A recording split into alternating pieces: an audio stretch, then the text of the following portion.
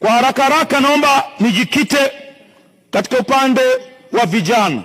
Nimeona mambo mengi sana yameelezewa namna bora kuweza kuwasaidia vijana katika mpango huu wa miaka 50 ya maendeleo ya nchi yetu ya Tanzania.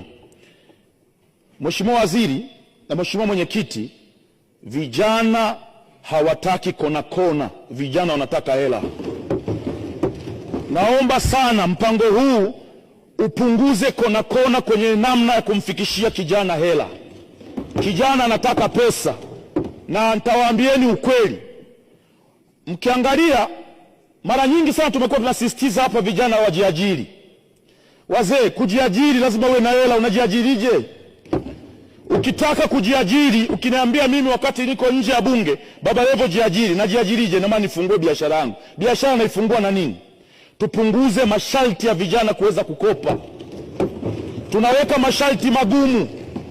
Mtu kama Linex anataka kukopa, unamwambia alete hati ya nyumba. Linex ana nyumba.